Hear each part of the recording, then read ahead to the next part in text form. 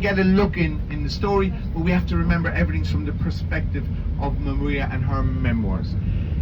The captain was living in the villa in Aigen, and his young daughter Maria was recovering from an illness,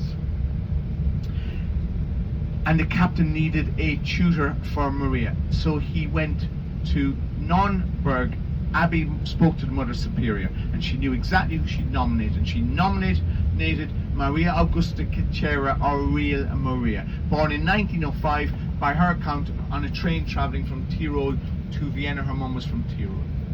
Her mum died when she was a baby. Her father died when she was a young child. He was very much absent anyway, and she was left in the care of elderly relatives who, she said, mistreated her, and she describes a very lonely, isolated childhood, and probably gave her a very strong, independent character. She qualified as a teacher at a young age. She was not particularly religious, but she was inspired by a sermon in a church in Vienna sufficiently to travel here to Salzburg and enter Nürnberg Abbey in 1924 as a 19-year-old novice nun.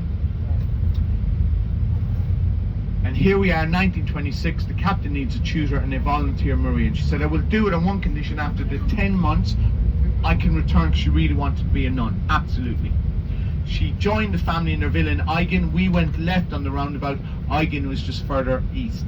She helped with Maria and she helped with all the children. 10 months passed, time to return. The kids don't want her to return, and the captain doesn't want her to return. And despite the 25-year age gap, he asked Maria to marry him. In the movie, he was represented by 6 years Christopher Plummer, 34, Judy Andrews, 28.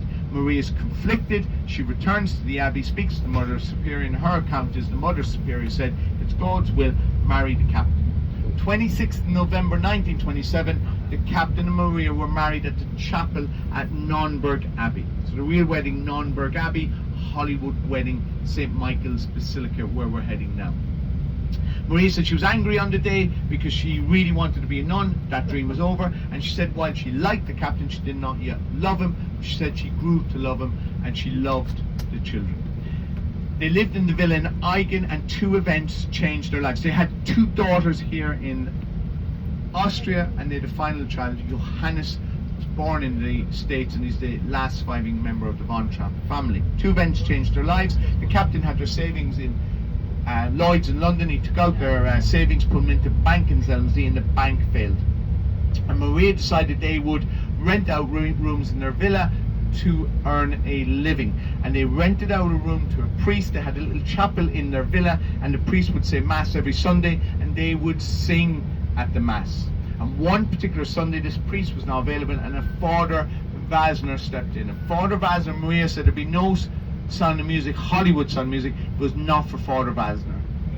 He recognized that they had a talent as a family for singing. He himself was a talented musician, and they traveled Austria and Europe singing folk songs and religious songs under Father Wasner's direction, winning a music prize in Salzburg 1935.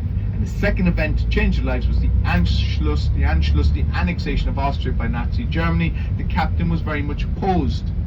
They were asked to perform on the radio on the event of Hitler's birthday in April 1938, and they declined. The captain was asked to take up a posting in the North Sea. Naval posting declined, knew they'd have to leave Austria. Their butler revealed himself to be a Nazi, but he tipped them off the borders were about to close, so the Von Trapp family in September 1938 pretended they were going hiking to Italy, took a train from near where they lived, and they did not return, and suggested the borders closed, if not the next day, very shortly afterwards, and they would have been high profile enough for it to be an issue for the Nazi regime. They made their way to Italy, eventually to the UK, and eventually to the US, and after a couple of attempts, they eventually secured visas to remain in the UK.